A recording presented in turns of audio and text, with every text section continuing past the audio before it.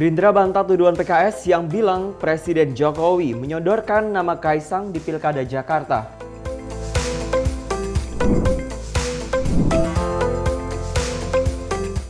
Menteri Luar Negeri Retno Marsudi mengapresiasi Slovenia yang mengakui kemerdekaan Palestina.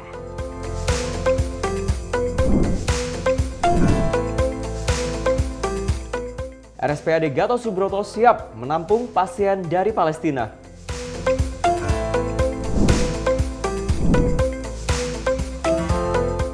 Memperingati HUT Bayangkara ke-78, SDM Polri menggelar bakti kesehatan gratis di seluruh Indonesia.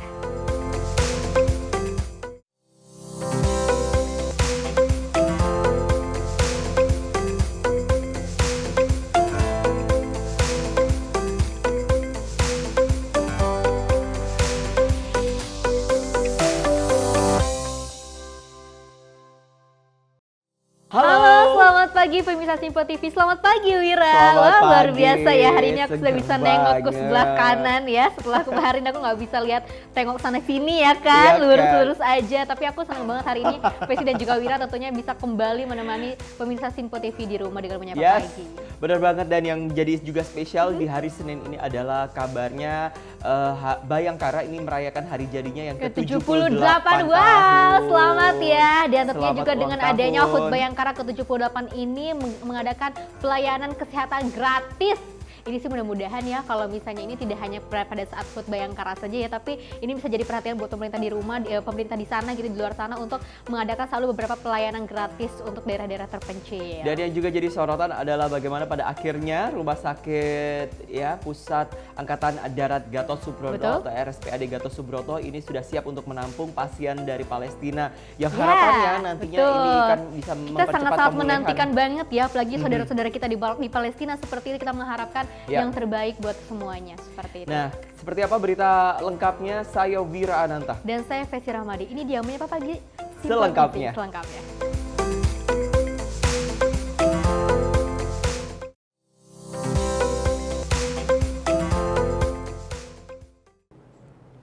Sonata pertama pemirsa, Wakil Ketua Umum Partai Gerindra Habibur Rahman ini membantah pernyataan Sekjen PKS Habib Abu Bakar Al-Habsyi yang menyebut Presiden Joko Widodo menyodorkan nama Kaisang Pangarep untuk maju di Pilkada Jakarta. Dan juga Habib menilai Kaisang memang sudah masuk dalam bursa pencalonan Pilkada Jakarta. Habibur Rahman menjelaskan nama Ketua Umum PSI Kaisang Pangarep memang sudah muncul di akar rumput Partai Gerindra untuk menjadi calon wakil gubernur di Jakarta. Habib menegaskan bahwa tidak ada usulan apapun dari Presiden Jokowi untuk ikut campur dalam Pilkada Jakarta. Habib pun mengungkapkan proses pengusungan Cagup dan Cawagup di Gerindra juga harus melalui beberapa tahap dan dikomunikasikan lagi dengan partai yang lain. Habib Abu Bakar Al-Habsyi tersebut sudah dibantah oleh pihak PSI bahwa tidak benar Pak Presiden Jokowi menawar-nawarkan Mas Kaisang ke partai-partai politik. Ya, adapun mekanisme penentuan capres dan cawapres dari Partai Gerindra ini mungkin sama dengan partai politik yang lain, adalah kami menjaring aspirasi di tingkatan grassroots, lalu oleh pengurus secara berjenjang ditingkatkan, ya, disampaikan ke pengurus yang lebih atas, mulai dari DPC, DPD, DPP, lalu diputus oleh Ketua Umum atau Ketua Dewan Pembina, ya, yaitu Pak Prabowo Subianto. Lalu baru didiskusikan dengan partai-partai politik lain, mungkin yang diutamakan adalah dari Koalisi Indonesia Maju.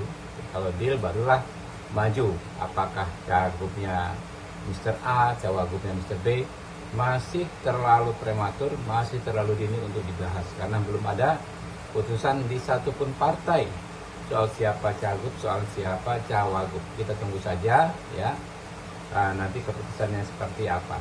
Dari Jakarta, Sri Dewi Andayani, Simpo TV melaporkan. Partai Gerindra menganggap pihak yang menyebabkan isu miring mengenai Presiden Jokowi yang dituding cawe-cawe akan mendapatkan hukuman dari rakyat. Dan juga menurut Habibur Rahman bahwa rakyat tidak bisa menerima segala bentuk narasi yang menyudutkan kepala negara. Wakil Ketua Umum Partai Gerindra Habibur Rahman memberikan peringatan kepada pihak-pihak yang menuduh Presiden Joko Widodo cawe-cawe untuk menunjukkan keberpihakan dalam penyelenggaraan Pilkada 2024. Habibur Rahman meyakini bahwa kubu yang mencoba menyudutkan Jokowi akan mendapatkan hukuman dari masyarakat. Sedangkan sebagaimana diketahui putusan MK atas perkara perselisihan hasil Pilpres 2024 sudah dinyatakan bahwa Jokowi tidak terbukti cawe-cawe. Oleh sebab itu Habib mengingatkan agar kejadian serupa tidak terulang lagi dalam ajang Pilkada 2024. Ia percaya masyarakat masih mendukung penuh Jokowi. Kita ini kan baru saja melewati kontestasi, berbagai macam fitnah, tuduhan, apalagi ya hal-hal seperti itu, ya kan rakyat sudah menentukan pilihan, ya bahwa tidak diterima rakyat segala bentuk narasi seperti itu, cawe-cawe. Oleh rakyat kan rakyat memutuskan bahwa yang disebut cawe-cawe ternyata mendapat dukungan terbesar, ya. Yang nuding-nuding cawe-cawe ternyata kayak baterai handphone, ya kan? Itu kan bentuk hukuman rakyat kepada orang yang menuding cawe-cawe. Bukan institusinya ya, kepada orang-orang yang menuding cawe-cawe. Rakyat sudah menghukum mereka. Apakah sekarang ingin mengulangi kesalahan yang sama? Ya silahkan, monggo. Dan secara hukum, ya berbagai putusan Mahkamah Konstitusi, termasuk putusan Mahkamah Konstitusi sengketa Pilpres nomor 1 dan 2 jelas ya, menyebutkan tidak ada cawe-cawe. Kalau masih ada orang ya kan yang ingin mengulangi perilaku yang sama, memfitnah Pak Jokowi dan lain sebagainya, ya tunggu saja hukuman rakyat berikutnya. Dari Jakarta, Seli Siregar, Ahmad Amin, Sinpo TV melaporkan. Oke. Ya Wira dan juga pemirsanya di masa-masa akhir jabatannya Presiden Joko Widodo memang banyak sekali ya polemiknya ya, banyak sekali fitnahannya, caciannya seperti itu. Dan ini kalau boleh tahu nih PKS ada kabar dari mana sih? Katanya kalau misalnya ada bukti dari mana kalau misalnya Presiden Joko Widodo ini menyodorkan nama anak bungsunya Kaisang Pangarep untuk maju di Pilkada Jakarta seperti itu. Kira-kira dari mana sih informasinya? Aku kan pengen tahu juga. Kayaknya pasti geram banget ya melihatnya. Tapi satu hal yang pasti yang memang harus diketahui oleh masyarakat bahwa sebenarnya nama Kaisang sendiri ini sudah ada Betul. dari ketika sebelum putaran Pilgub atau pemilihan kepala daerah ini sudah bergulir seperti itu. Jadi nggak perlu risau, masyarakat juga nggak perlu khawatir. Itu yang perlu Anda ketahui di seluruh Indonesia. Kita beralih ke informasi berikutnya pemirsa. Organisasi Angkatan Muda Pembaruan Indonesia atau AMPI meyakini Airlangga Hartarto ini bakal terpilih sebagai Ketua Umum Partai Golkar periode 2024-2029 secara aklamasi dalam Munas. Dan menurutnya Erlangga juga telah berhasil membawa nama Golkar untuk berkembang. Yes. Hal tersebut disampaikan langsung oleh Ketua Umum AMPI, Jerry Sambuaga usai menggelar perayaan ulang tahun AMPI ke-46 di Taman AMPI, Jakarta Timur. Ketua Umum AMPI Jerry Sambuaga mengatakan bahwa pihaknya akan mendukung penuh Airlangga Hartarto untuk menjabat sebagai Ketua Umum Golkar pada periode 2024-2029. Airlangga dinilai berhasil mengukir prestasi dalam meraih peningkatan kursi di Pileg 2024 secara signifikan. Tidak hanya itu, dirinya juga menyebut Ketua Umum Partai Golkar itu telah banyak membantu AMPI dalam membangun karakter kadernya, sehingga sejumlah kader AMPI akan ikut bertarung di Pilkada 2024. Artinya kami tegak lurus kepada beliau, kami siap mengamankan beliau, dan pilihan Pak Erlangga sebagai Ketua Umum dan mencalonkan lagi sebagai Ketua Umum itu adalah langkah yang paling tepat ya. Karena kenapa? Ini ukurannya tidak hanya cuma soal dukungan saja, tapi soal prestasi. Beliau sebagai Ketua Umum kami berhasil menghadirkan Partai Golkar pemenang kedua terbesar.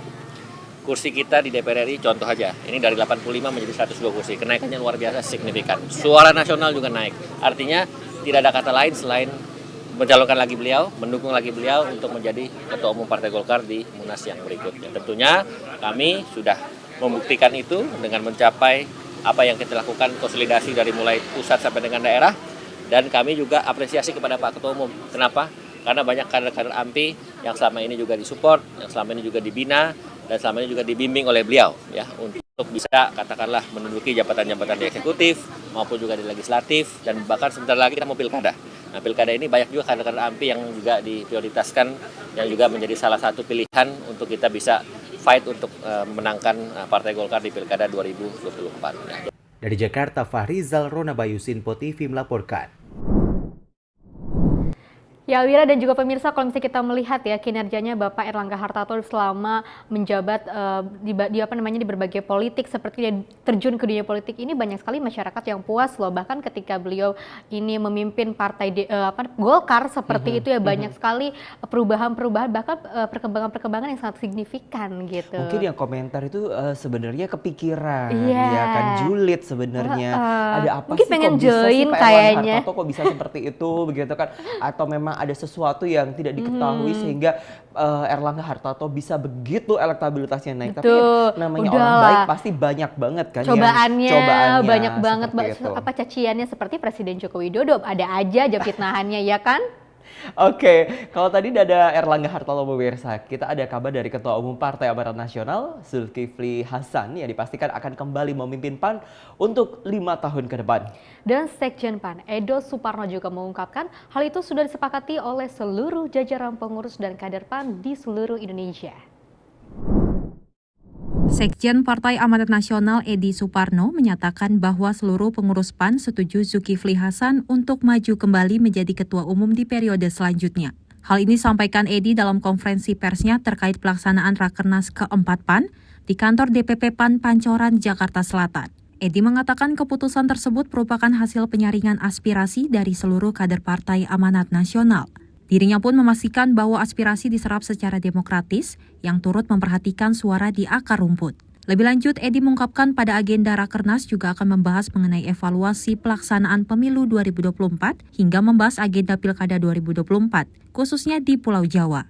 Bahwa agenda Kongres kita, alhamdulillah, itu sudah sepakat menyatu bulat agenda Kongresnya, yaitu untuk menetapkan Pak Zulkifli Hasan, Ketua Umum kita, untuk menjabat periode berikutnya untuk 5 tahun. Jadi, boleh tepuk tangan, nggak apa-apa. Dan itu adalah hasil dari penyaringan aspirasi seluruh kader-kader PAN, mulai dari cabang sampai dengan provinsi dan pusat. Jadi inilah bentuk dari demokrasi PAN yang kita mendengarkan, menyerap, dan melaksanakan aspirasi dan keinginan akar rumput sampai dengan di pusat. Untuk kita kemudian putuskan melalui mekanisme demokrasi juga, yaitu Kongres. Dari Jakarta, Jihan Nabila, Mutia, Azizul, Simpo TV melaporkan. Mungkin maksudnya Edi adalah Suparno. Edi Suparno. Kenapa jadi Edi Suparno sih? Kalau Edi Biasalah Faisal itu pimpret kita, Iya, Fes. gitu. Kenapa sih Fes pagi hari ini kamu belum sarapan kayaknya ya? Oke, Iya. Tapi kalau misalnya kita PAN, melihat apa? Zulkifli Hasan ini yang tadinya akan memimpin lagi 5 tahun ke depan. Ini sih kayaknya kalau misalnya kita melihat dari kinerjanya, yang kalau misalnya kita kan selalu melihat Pak Zulkifli Hasan ini selalu belusukan ke berbagai pasar di wilayah Indonesia seperti itu ya. Jadi kalau misalnya masyarakat atau misalnya banyak sekali orang-orang yang percaya lagi untuk kepemimpinannya Zulkifli Hasan, juga kan kita cari yang pasti-pasti aja lah ya. Iyalah, yang pasti kan kalau Pak Zulhas ini kan yang pasti keren tuh Partai Amanat Nasional, yang pasti adalah PAN Oh, kau pasti mau gitu nyanyi kan? Aku udah Iya feeling dong, dari tadi sih. sebutannya gini-gini gitu kan, Fes. Oke, Yes. kita bergeser ke informasi selanjutnya. Partai Nasdem ini akan menggelar kongres ketiga bertema sinergi membangun bangsa pada bulan Agustus mendatang. Dan juga kongres ketiga Partai Nasdem akan dihadiri oleh Presiden Joko Widodo dan juga Presiden terpilih 2024 hingga 2029, Prabowo Subianto. Ketua Steering Komite sekaligus Ketua DPP Partai Nasdem, Willy Aditya, mengatakan acara kongres partainya akan digelar selama 3 hari, mulai tanggal 25 hingga 27 Agustus mendatang. Willy menyampaikan kongres tersebut akan dibuka oleh Presiden Joko Widodo dan ditutup oleh Presiden terpilih Prabowo Subianto. Willy kemudian menjelaskan kongres ketiga tersebut akan bertema sinergi membangun bangsa, yang berarti mengedepankan spirit kolaboratif. Adapun 3 pilar penting yang diusung dalam kongres tersebut diantaranya mengenai persoalan pro perempuan, pro lingkungan atau Go Green, dan pro Pancasila. Kami melakukan konferensi pers terkait dengan kongres Partai Nasdem yang akan diselenggarakan 25, 26, 27 Agustus. Jadi sebelumnya pernah kami sampaikan, kongres ini insya Allah akan dibuka oleh Presiden Jokowi dan akan ditutup oleh Presiden terpilih Pak Prabowo Subianto. Kakak-kakak semua, Kongres kali ini temanya adalah sinergi membangun bangsa. Itu tema besarnya. Artinya spirit kolaboratifnya dikedepankan. Ini yang membawa Nasdem sebagai partai yang ingin membangun sinergi bukan hanya dengan partai politik, tapi dengan satu political society, yang kedua civil society, yang ketiga business community, yang keempat adalah government, pemerintahan, yang kelima adalah teman-teman sendiri yang hadir di sini, media. Dari Jakarta, Sri Dewi Andayani, Dava Rizkiano, Sinpo TV melaporkan. Nah ini ya pemirsa dan juga Wira, sepertinya dari Partai Nasdem sendiri sudah move on ya, kayaknya sudah beralih gitu ya kan. Yang dulunya juga kan pada saat Capres kemarin ini sempat mengusung Anies Baswedan. Siapa? Gitu. Iya, dari Partai Nasdem ini sudah mengusung Anies Baswedan. Dan sekarang ini pada saat Kongres ini memilih untuk Prabowo Subianto untuk hadir sebagai acara penutup di Kongres nanti gitu. Iya kan namanya udah juga move on juga kan, betul, Fes, dan yang kita harus harapannya move kan on. pastinya kedepannya kan nanti kan siapapun Kita yang akan bersama-sama terpilih lah kita gitu bisa untuk bareng-bareng bergabung. untuk memimpin negara ini gitu kan pemirsa. Ya udahlah, yang pasti kita harus move on dari segmen pertama. Kita masih punya banyak banget berita yang bakal kami hadirkan sesaat lagi. Tetaplah bersama kami di Menyapa Pagi Sinpo TV.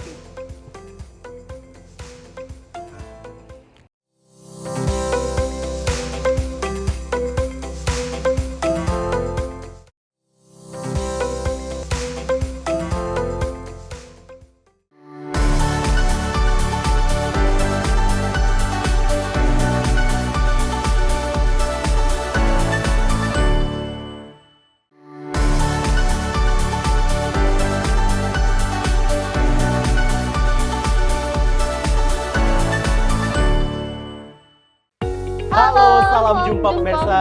Senang sekali kita kembali hadir menjumpai Anda dalam Menyapa Malam ini. Rangkuman informasi berkualitas siap temani Anda di malam hari. Sajian berita teraktual yang menjadi pembicaraan kami hadirkan ke layar kaca. Laporan dari berbagai peristiwa kami sajikan ke ruang informasi Anda. Kami hadirkan topik yang jadi sorotan dengan nuansa kekinian. Bangga sekali yang melihat sepak bola Indonesia akhir-akhirnya seperti itu. Selain main di Qatar, Presiden juga ikut ya, para menteri. Tapi bukan di Qatar. Ya, di Gorontalo. Ini di Gorontalo pada saat meninjau panen raya seperti itu, panen raya jagung di Provinsi Gorontalo. Dan kita berharap kok peristiwa-peristiwa seperti ini jauh-jauh lah ya, benar kan Andia? Karena mengerikan, curanmor, terus kayak kejadian seperti tadi yang nggak kita duga, nggak kita sangka, yang kita jauh-jauhkan nih bisa saja menimpa gitu. Dan kita tetap harus berhati-hati pemirsa. Dan Saya Andi Rezaldi, saya Chef Hakung. Terima kasih sudah menonton. Selamat malam dan sampai jumpa. Saksikan selalu Menyapa Malam setiap Senin sampai Jumat pukul 20.00 waktu Indonesia bagian Barat hanya di Sinpo TV. halo, salam jumpa pemirsa. Kami kembali hadir dengan rangkaian informasi yang dihimpun dari berbagai penjuru dunia. Kami hadirkan rangkuman informasi terkini dari seluruh penjuru dunia hanya untuk Anda. Informasi paling penting dan sajian berita menarik kami sajikan hanya di Sinpo Dunia. Bersama saya Dewi Manik, inilah Sinpo Dunia selengkapnya untuk Anda. Jangan lewatkan Sinpo Dunia setiap Senin hingga Jumat di Sinpo TV.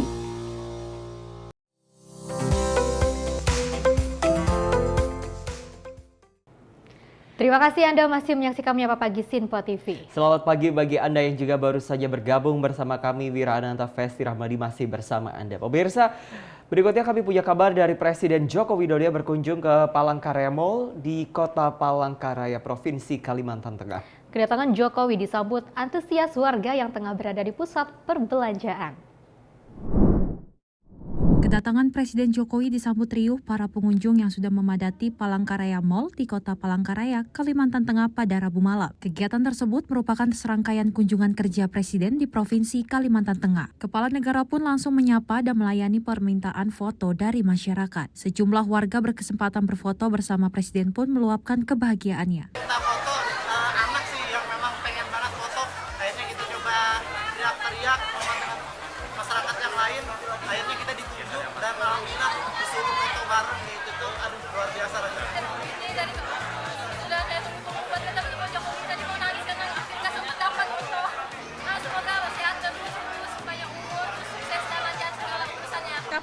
ngomongnya ya kan, pas mungkin lihat adik kecil kan disuruh maju langsung juga.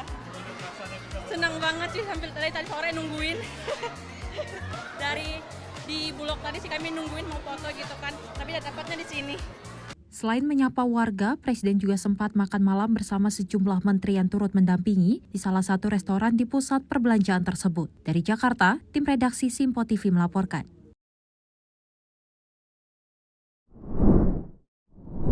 Sementara itu ribuan masyarakat Barito Selatan, Kalimantan Tengah menyambut kedatangan Presiden Joko Widodo pada Kamis 27 Juni 2024. Kedatangan Presiden sebagai rangkaian kunjungan kerja ke sejumlah daerah di Kalimantan Tengah.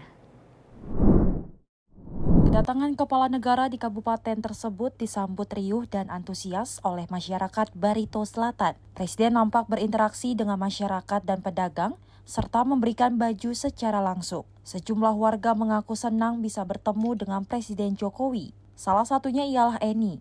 Dirinya mengungkapkan baru Presiden Jokowi, seorang kepala negara Indonesia, yang berkunjung ke Barito Selatan. Jadi kita berganti baru Bapak Jokowi ini yang bisa berkunjung ke Barito Selatan ini. Saya senang sekali. Kami sebagai warga Kalteng berterima kasih sekali pada Bapak Presiden Joko Widodo. Untuk selanjutnya semoga ini bermanfaat buat kami dan terima kasih banyak buat kami semuanya dari warga Kalteng. Terima kasih Pak Presiden, ya sering-sering datang ke Buntok Pak Presiden. Semoga Pak Presiden selalu sehat dengan Ibu sama keluarga dan ya, semoga lah sehat selalu. Dari Jakarta, tim redaksi Simpo TV melaporkan. Kalau kita melihat tadi ya tayangannya Wira dan juga pemirsa ya, Presiden Joko Widodo ini kan berkunjung ke salah satu mall Palangkaraya seperti itu ya. Benar. Itu gimana sih desek-desekannya, pastikannya warga Tapi banyak kali kata-kata mereka antusias. desek-desekan mereka happy loh. Happy Ya banget gitu kan. Kapan Kalau misalnya kita lagi? melihat gitu kan ya, banyak sekali masyarakat yang antusias, bahkan juga ada yang curhat-curhat sama Joko Widodo gitu kan ya. Banyak juga yang sedih karena masyarakat Indonesia juga menilai ini kan akhir-akhir kepemimpinannya Presiden Jokowi seperti itu. Mungkin apa ya, farewell party kali ya. Yes. Ajak-ajak lah kalau misalnya mau farewell ya kan. Sebelum Presiden Jokowi pada akhirnya harus lengser begitu kan. Nah ini mungkin persiapan untuk sekalian meninjau IKN. Betul. Karena sekali lagi kan Betul. Agustus ini juga udah di depan mata ya pemirsa. Kurang 1 bulan lagi ya Ves ya. Kurang 1 bulan lagi dan itu dipastikan banyak masyarakat yang menantikan kira-kira sosok Presiden Jokowi seperti apa untuk bisa lebih dekat lagi. Nah dari Jokowi kita bergeser ke informasi selanjutnya. Ada Wamenlu Pahala Mansuri yang menerima kunjungan Ketua Komite Political Development Parliament Thailand Hon Parit Wasar Sindu beserta delegasi di Jakarta pada Rabu 25 Juni 2024. Dan dalam kesempatan tersebut, delegasi Thailand ingin mempelajari pengalaman Indonesia dalam desentralisasi reformasi militer. Memanfaatkan momentum 75 tahun hubungan bilateral antara Indonesia dan Thailand tahun ini, keduanya menyepakati penguatan kerjasama, khususnya dalam rangka proses aksesi kedua negara ke OECD. Wakil Menteri Luar Negeri Pahala Mansuri menerima kunjungan Ketua Komite Political Development Parliament Thailand, Hon Parit Wacara Sindu, untuk mendorong penguatan kerjasama Indonesia-Thailand. Dalam kesempatan tersebut, delegasi Thailand ingin mempelajari pengalaman Indonesia dalam desentralisasi, reformasi militer, pemberantasan korupsi, dan peningkatan partisipasi pemilih dalam mendukung penguatan demokratisasi. Wamenlu Pahala dan Hon Parit Wacara Sindu juga menekankan pentingnya penguatan kerjasama antar parlemen kedua negara dan menyambut baik rencana pembentukan Parliamentary Friendship Group Indonesia-Thailand. Kami baru saja menerima delegasi dari Parlemen Thailand, khususnya adalah Komite Politik, di mana kami melakukan konsultasi mengenai proses demokrasi yang terjadi di kedua negara dan bagaimana proses politik dan juga proses demokrasi di Indonesia, khususnya dengan telah selesainya pemilih di Indonesia baru-baru yang lalu.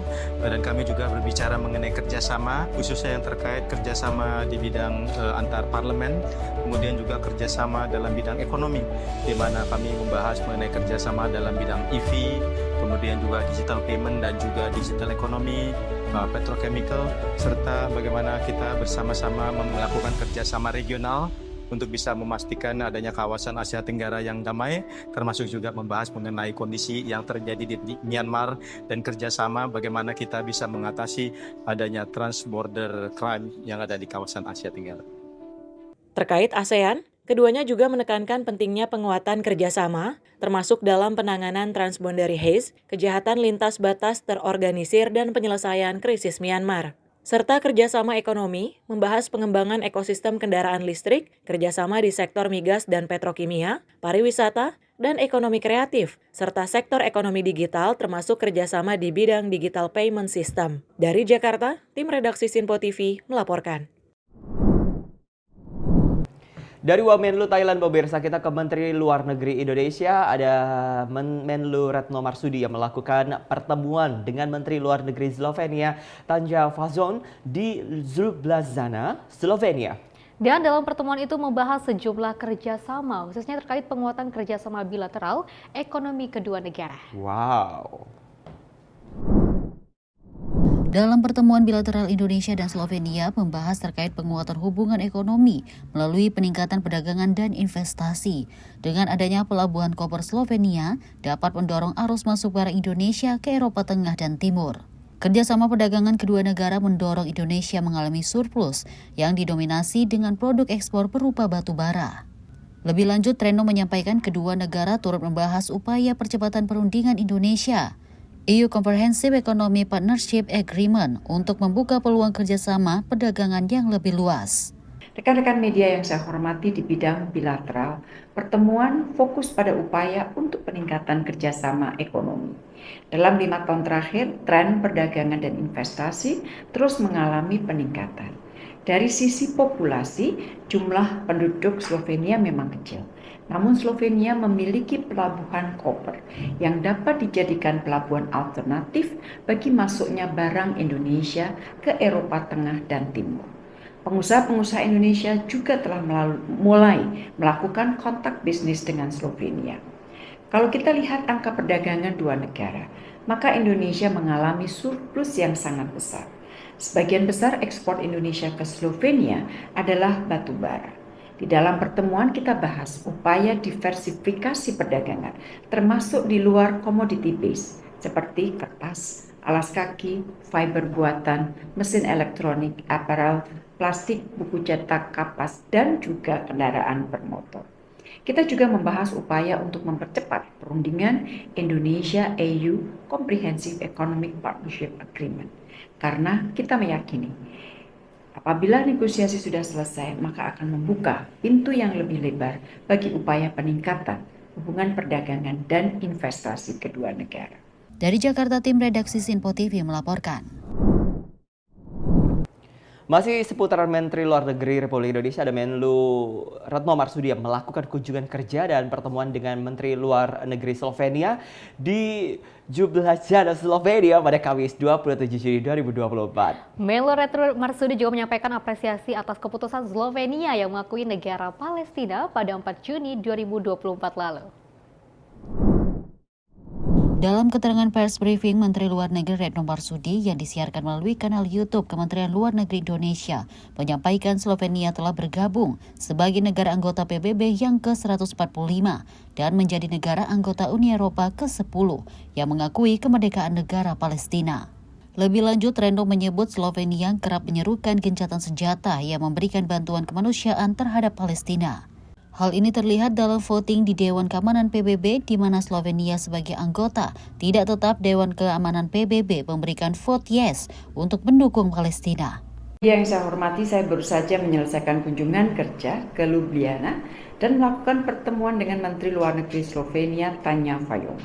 Kunjungan saya kali ini adalah kunjungan pertama Menteri Luar Negeri Indonesia setelah 21 tahun yang lalu.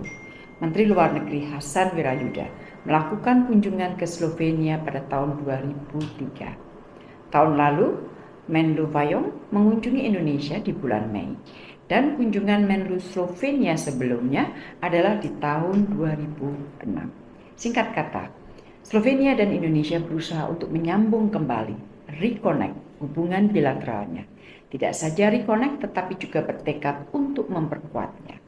Dalam kunjungan saya kali ini, saya secara langsung menyampaikan apresiasi Indonesia atas keputusan Slovenia untuk mengakui negara Palestina pada 4 Juni yang lalu.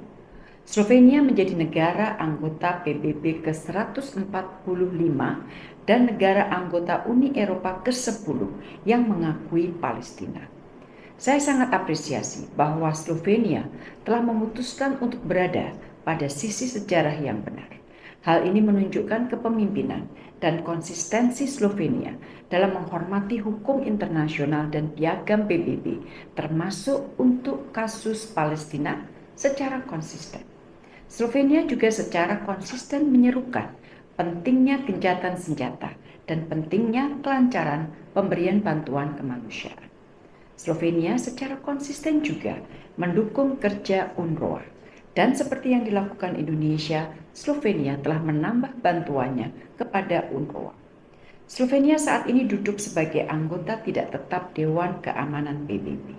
Dalam voting selama ini mengenai Palestina, Slovenia selalu memberikan vote yes. Dari Jakarta, tim redaksi Sinpo TV melaporkan. Ada kabar juga dari Rumah Sakit Pusat Angkatan Darat atau RSPAD Gatot Subroto yang menyatakan siap untuk menampung pasien atau korban konflik dari Palestina. Bahkan salah satu persiapan yang dilakukan adalah telah menyiapkan juru masak yang memiliki kemampuan untuk mengolah makanan khas Timur Tengah bagi pasien yang tidak terbiasa makanan Indonesia. Panglima TNI Jenderal Agus Subianto mengungkapkan bahwa terdapat 2 rumah sakit yang siap menampung korban luka dari Palestina apabila nantinya dibawa ke Indonesia, yaitu RSPPN, Kemenhan, dan RSPAD Gatot Subroto.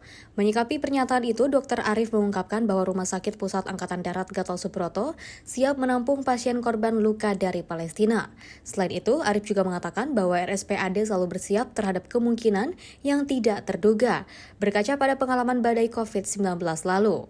Hal itu diungkapkan Majen TNI Dr. Arief ketika ditemui seusai acara launching buku di RSPAD Gatot Subroto, Jakarta pada Jumat 28 Juni 2024. Bahkan salah satu bentuk keseriusan yang ditunjukkan dengan menjadikan RSPAD Gatot Subroto yang telah menyiapkan 1 paviliun serta juru masak khusus bagi pasien dari Palestina. Juru masak yang disediakan oleh RSPAD Gatot Subroto bertujuan untuk mengantisipasi kemungkinan perbedaan selera makan antara masyarakat Timur Tengah dengan Indonesia. Disampaikan pembina TNI beberapa waktu yang lalu bahwa ada rencana pengiriman pasukan ke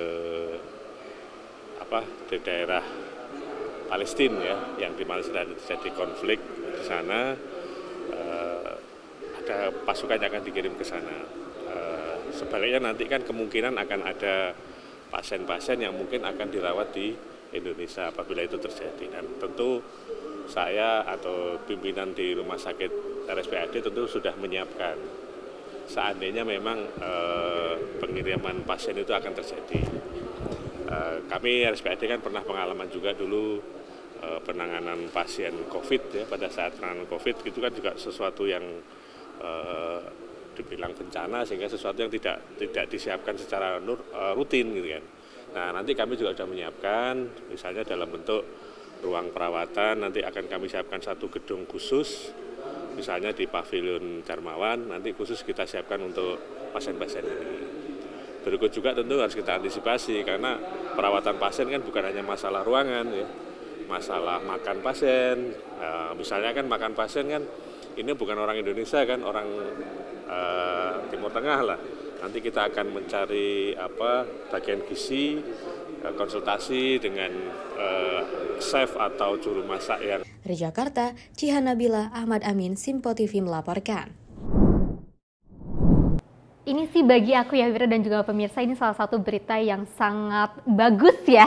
Ini buat aku happy, ini baru good mood nih kalau misalnya berita-berita seperti ini ya. Apalagi kalau misalnya kita melihat kunjungan dari Menlu Retno Marsudi ke Slovenia untuk melakukan beberapa kerjasama terkait ekonomi kedua negara seperti itu ya. Dan juga kita melihat juga bagaimana Retno Marsudi ini sangat mengapresiasi dari negara Slovenia yang mengakui kemerdekaan dari Palestina. Dan selain itu juga RSPAD Gatot Subroto juga sangat bersedia untuk menampung sahabat-sahabat kita atau saudara-saudara kita di Palestina untuk datang ke Indonesia seperti itu ya. Ini yang kita nantikan bareng-bareng Festi, yang harapannya mudah-mudahan kesejahteraan, kesehatan ini bisa dirasakan oleh saudara-saudara kita juga yang ada di Palestina, yang berobat di Jakarta, Indonesia, yang sekali lagi harapannya ini juga bisa membuka pintu negara-negara lain untuk ikut mendukung kemerdekaan Palestina yang memang selama ini sudah diregut oleh Israel seperti itu. Nah, Dan kalau ini yang misalnya juga kita jadi catatan melihat kita atau bareng-bareng. membahas terkait dengan rumah sakit atau pelayanan kesehatan juga dari Prabowo Subianto ini presiden terpilih 2024 dan juga 2029 ini juga telah Ya. menyiapkan berbagai pelayanan-pelayanan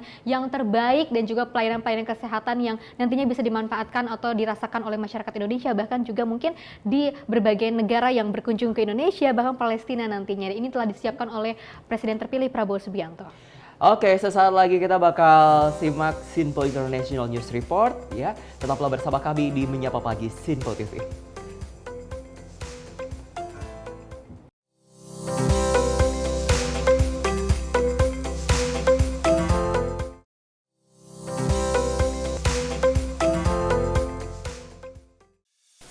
Apa kabar pemirsa? Senang sekali saya Sally Siregar dapat menjumpai Anda dalam Simpo Dunia Sepekan. Kami temani akhir pekan Anda bersama sanak saudara dan keluarga tercinta. Dengan sajian informasi yang unik dan menarik dari berbagai negara. Pastinya kami akan memberikan berita yang unik dan menarik yang kami rangkum dalam Simpo Dunia Sepekan. Jangan lewatkan Sinpo Dunia Sepekan setiap Sabtu dan Minggu hanya di Sinpo TV.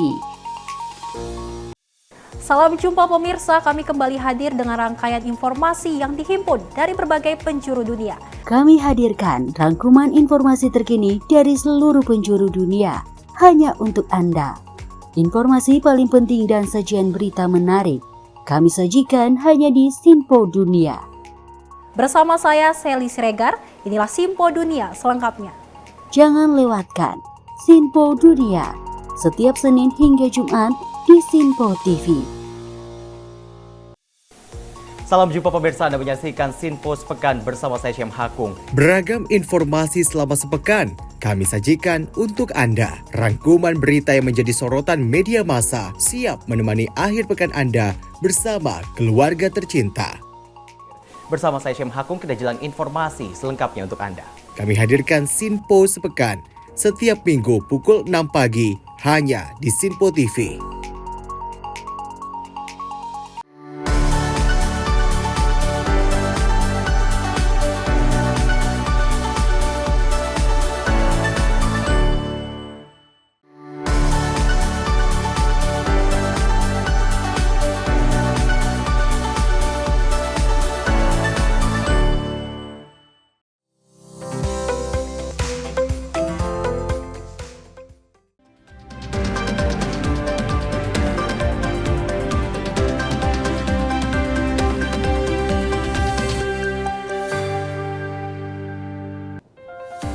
Good morning, 6:30 in Jakarta, 7:30 in Tokyo, and 8:30 in Sydney.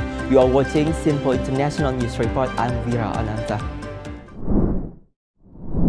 The U.S. presidential debate, Biden talk about election. Biden defend his policy pointing to be bipartisan bill to be approved and help to curb the number of entries.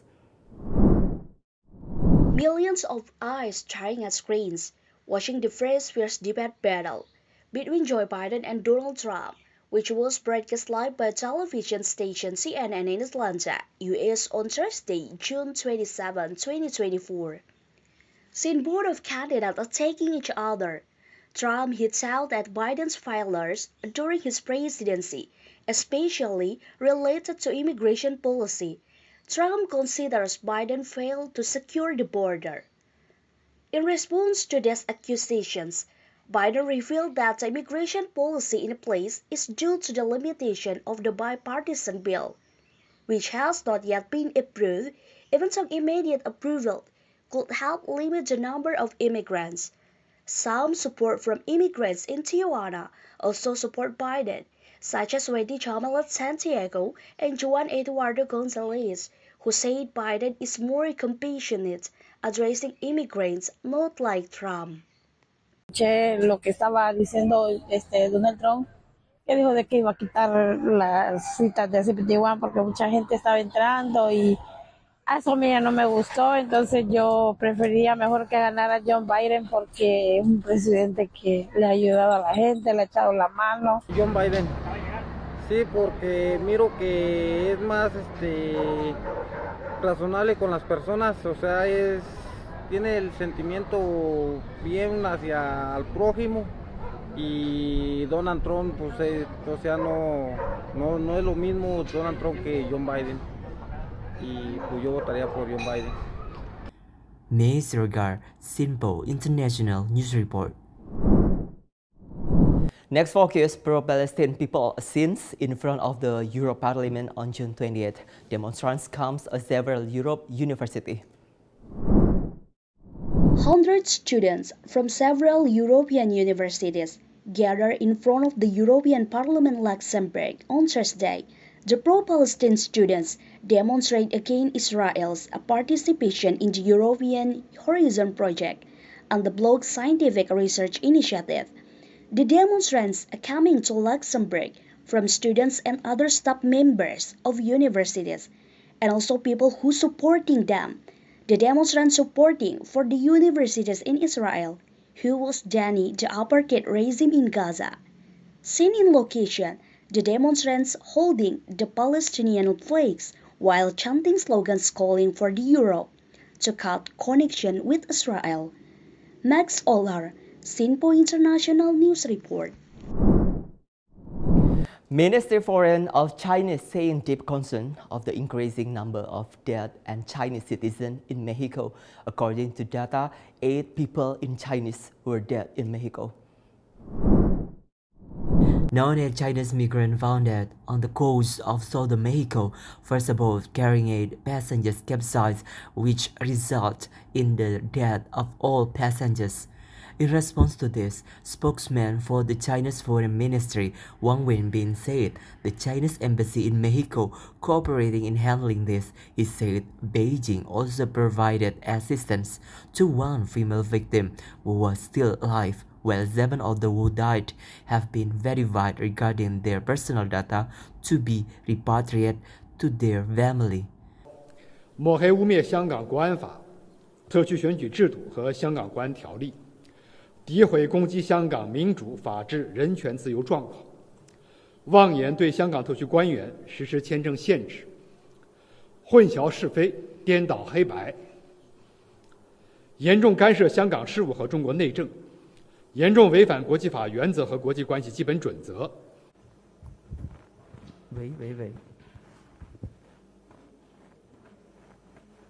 香港是中国的香港。香港事务纯属中国内政，中国政府维护国家主权、安全、发展利益的决心坚定不移，贯彻一国两制方针的决心坚定不移，反对任何外部势力干涉香港事务的决心坚定不移。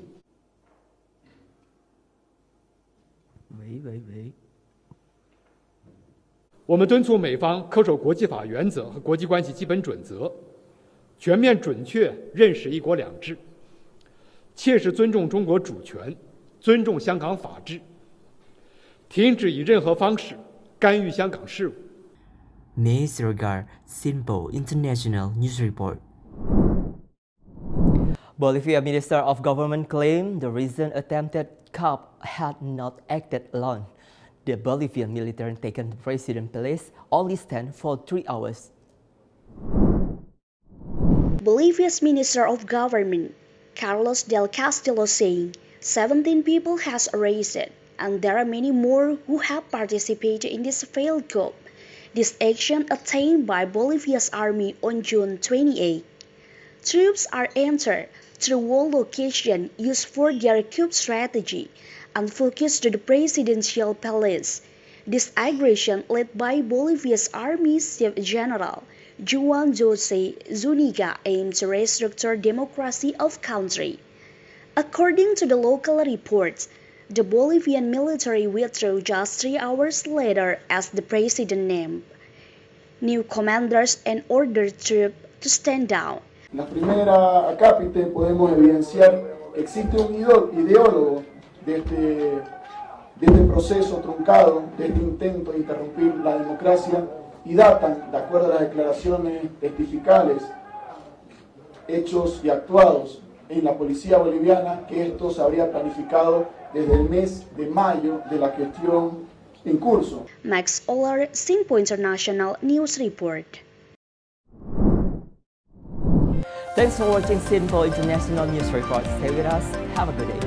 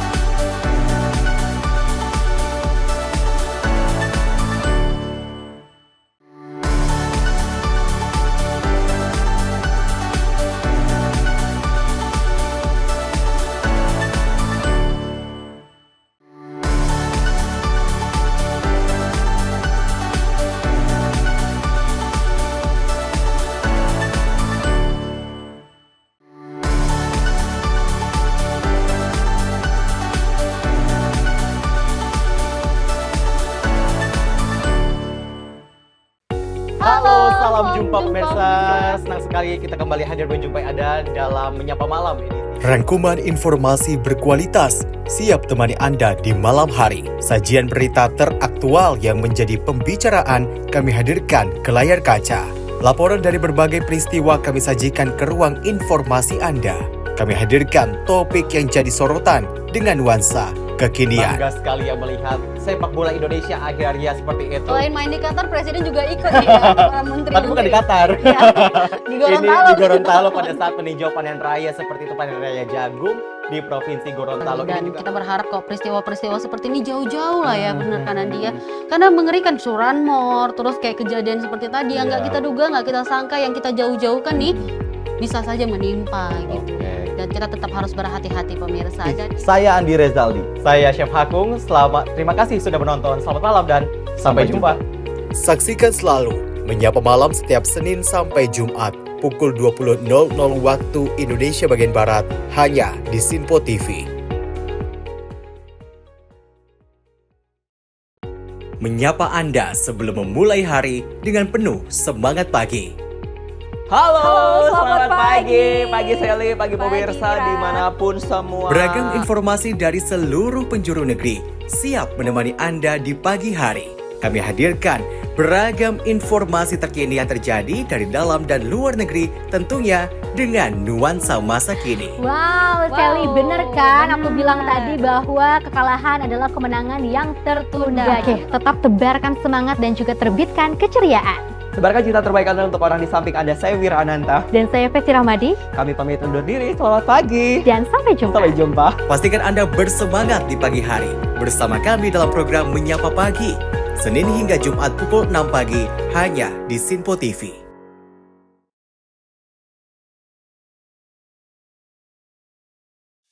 Halo, salam jumpa pemirsa. Kami kembali hadir dengan rangkaian informasi yang dihimpun dari berbagai penjuru dunia. Kami hadirkan rangkuman informasi terkini dari seluruh penjuru dunia hanya untuk Anda. Informasi paling penting dan sajian berita menarik kami sajikan hanya di Sinpo Dunia. Bersama saya Dewi Manik, inilah Sinpo Dunia selengkapnya untuk Anda. Jangan lewatkan Sinpo Dunia setiap Senin hingga Jumat di Sinpo TV.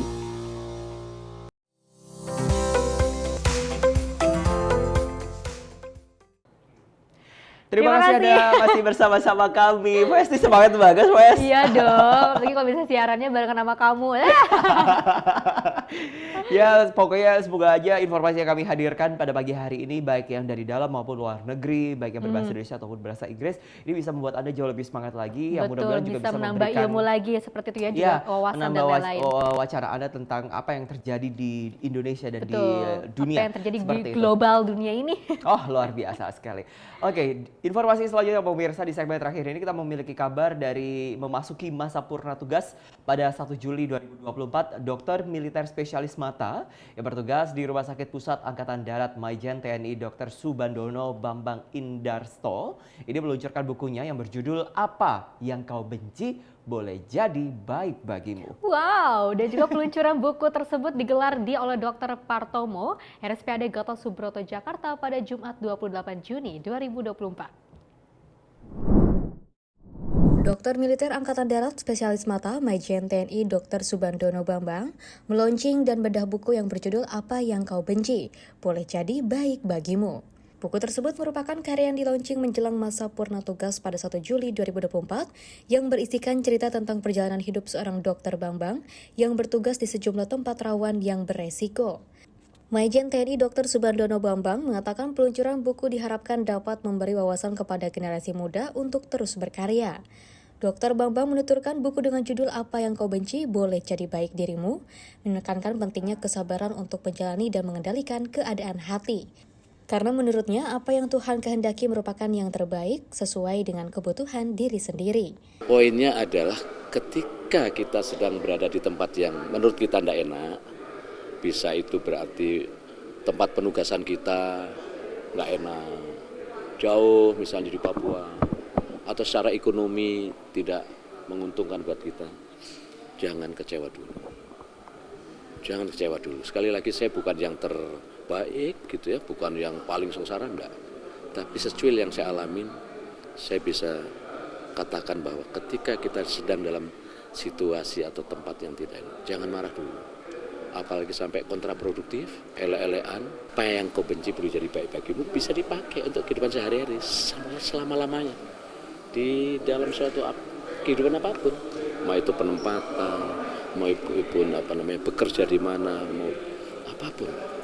Ya ini, yang paling awal yaitu tadi waktu SMP ke SMA tadi sudah saya ceritakan, kemudian penempatan di batalion dan sebagainya. Batalion saya ngalamin begitu. Tadi nggak saya ceritakan ya, bahwa pulang dari tim batalion ini berontak, ada di buku tuh, diberontak oleh anggota, ada tetap. Ya ini masalah kepemimpinan. Hikmah yang saya ambil pemberontakan anggota itu, kepemimpinan memang seni untuk membawa anak buah mencapai suatu tujuan. Dari Jakarta, Jihan Nabila, Ahmad Amin, Sinpo TV melaporkan.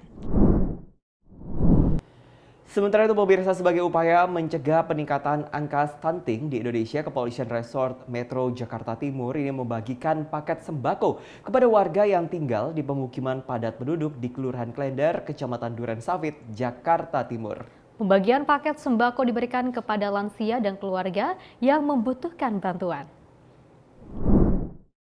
Warga Kelurahan Klender, Kecamatan Durensawit, Jakarta Timur pada Kamis pagi rela berdiri dalam antrian di kantor RW 01 Kelurahan Klender, Kecamatan Durensawit, Jakarta Timur pada sejak pagi hari. Warga pun berbondong-bondong berdatangan demi mendapat pembagian bantuan sosial gratis. Pemberian paket sembako dari Kepolisian Resort Metro Jakarta Timur ini menyasar kepada warga lansia dan keluarga kurang mampu yang sudah memiliki tiket pengambilan paket sembako. Di RW 1 Kelurahan Klender ini menjadi sasaran pemberian sembako lantaran jumlah stunting di kawasan ini cukup tinggi. Kegiatan hari ini kami dari Polres Metro Jakarta Timur dalam rangka merayakan Hari Bayangkara ke-78, kami memberikan bantuan sosial kepada RW 01 Kelurahan Klender.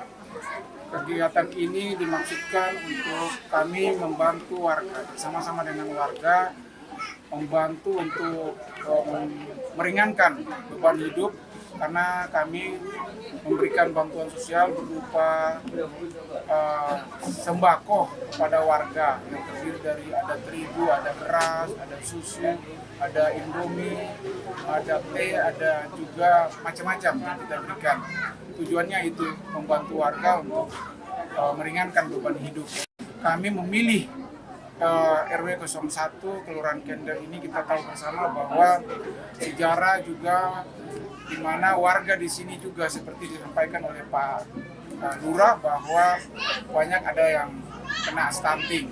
Jadi dengan memberikan bantuan sembako ini kita juga membantu warga di sini untuk mencegah stunting atau memitigasi, mengurangi stunting yang ada di RW 01. Diketahui 180 kepala keluarga di Kelurahan Klender Durensawit, Jakarta Timur menjadi sasaran pemberian bantuan sembako. Paket sembako yang dibagikan berisi susu dan beras. Diharapkan dengan adanya bantuan yang diberikan bisa mencukupi kebutuhan warga sekitar. Dari Jakarta Timur, tim kontributor Simpo TV melaporkan. Dan dalam rangka Hari Bayangkara ke-78 yang jatuh pada hari ini, SDM Polri menggelar kegiatan bakti sosial dan bakti kesehatan serentak. Asisten Kapolri Bidang Sumber Daya Manusia Irjen Pol Dedi Prasetyo mengatakan sebagai bentuk dukungan Polri terhadap cita-cita mencapai Indonesia Emas tahun 2045. Sebagai rangkaian agenda HUT Bayangkara ke-78 kali ini, SDM Polri menggelar bakti sosial dan bakti kesehatan yang dilakukan serentak di 34 Polda hingga Polres seluruh Indonesia. Dalam kegiatan ini turut dihadiri oleh Irjen Kementan, Komjen Pol Setio Budianto, Wakapolda Jawa Barat Brigjen Pol Bariza Sulfi, dan sejumlah tokoh masyarakat lainnya. Sebelum pelaksanaan kegiatan dimulai, Asisten Kapolri Bidang Sumber Daya Manusia Irjen Pol Dedi Prasetyo melakukan video conference dengan Polda NTT, Polda Babel, dan Polda Riau. Dedi turut mengapresiasi sinergitas Polri dan TNI bersama masyarakat atas terselenggaranya kegiatan ini. Kegiatan bakti sosial menyediakan pelayanan kesehatan gratis bagi masyarakat, di antaranya pengobatan umum, pengobatan spesialis penyakit dalam, THT, paru, gigi, hingga pelayanan psikoedukasi bagi anak-anak. Tak hanya pelayanan kesehatan yang diberikan, Polri juga memberikan sebanyak 1.500 paket sembako kepada masyarakat. Dedi menyampaikan kegiatan ini diharapkan dapat memberikan manfaat bagi masyarakat. Dalam kesempatan itu, Dedi juga memberi pesan kepada seluruh Polda dan Polres jajaran untuk selalu menjaga persatuan dan kesatuan, serta menjaga Kamtipmas menjelang pelaksanaan Pilkada serentak tahun 2024. Dari Bogor, Jawa Barat, Tim Liputan Sinpo TV melaporkan.